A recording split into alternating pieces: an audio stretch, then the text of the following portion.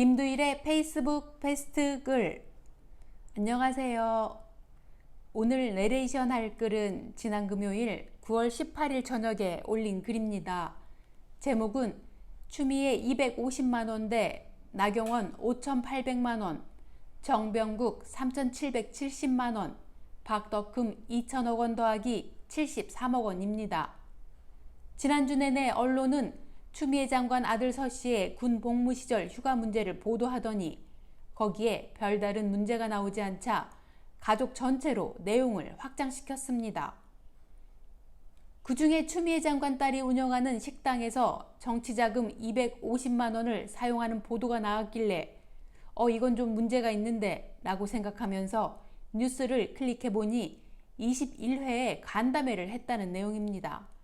1회에 11만원 정도 사용한 간담회를 한 것이고 공개적으로 한 것이며 영수증 처리 등 절차에도 전혀 문제가 없었습니다. 그래서 국힘당은 얼마나 정치자금을 투명하게 쓰는지, 이해 충돌이 없는지 관련한 글을 썼습니다.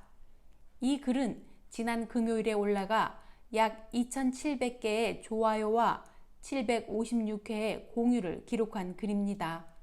자, 그러면 시작하겠습니다.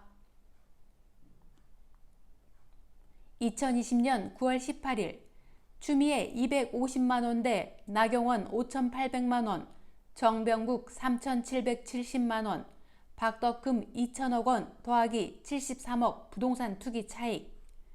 나경원은 2009년과 2010년 정치자금 사용 내역에 따르면 2년 동안 무려 5,775만원을 주유비로 사용했다. 심지어 하루에 같은 주유소에서 4번 주유를 한 일도 있었다. 5,800만원을 주유비로 사용할 정도라면 차량이 미군들이 쓰는 험비쯤 되려나? 아니면 마당에 기름 탱크라도 묻어둔 것일까?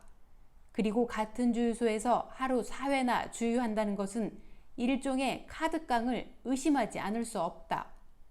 한나라당 사무총장까지 했던 정병국 의원은 2009년 정치자금 지출 총액이 2억 300만원 정도 되는데 그 중에 주유비가 3,770만원가량 된다.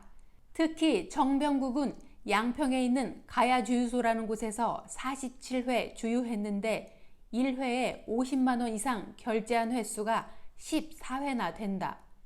이 주유소에서만 1,700만원어치를 주유한 것이다.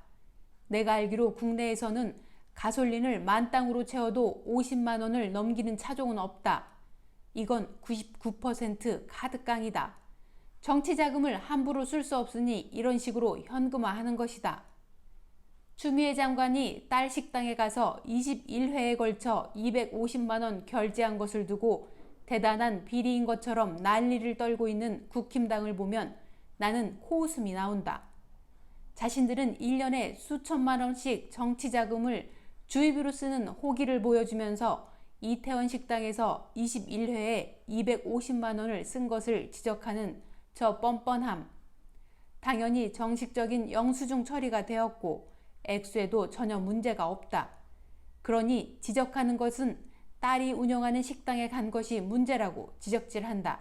진짜 이해 충돌을 보여주마.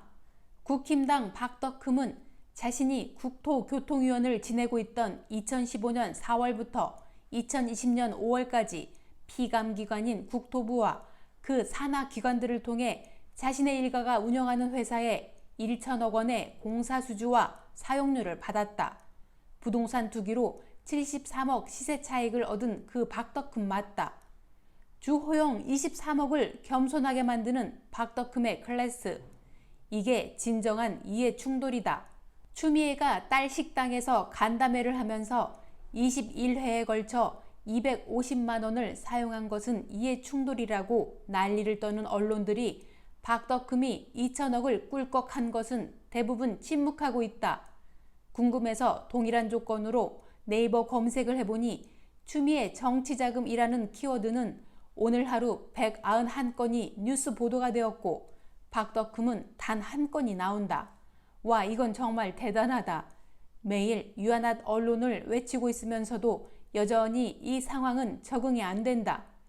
기계적인 중립이라도 지키는 것이 그렇게 어려운 것인지 그저 한심하다. 정말 쥐 같은 족속들이다. 11억 조수진, 23억 주호영, 73억 플러스 2천억 박덕흠. 이렇게 합당하지 않게 돈을 번 의혹이 있는 국회의원들이 250만 원을 합법적이고 공개적으로, 그것도 나눠서 사용한 추미애 장관에게 지랄을 하고 사퇴하라고 하는 것을 보고 있으니 염치가 없고 뻔뻔한 정당의 후손임을 다시금 느끼게 한다.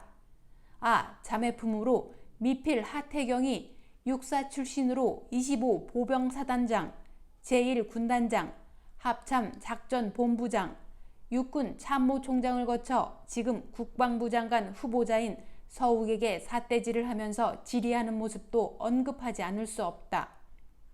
이 모습을 하태경의 정당에서 추앙에 맞이하는 군인 출신 독재자 박정희, 전두환이 보면 과연 어떤 생각이 들지 궁금했다. 박정희야 세상에 없으니 기회가 되면 전두환에게 한번 물어보고 싶다.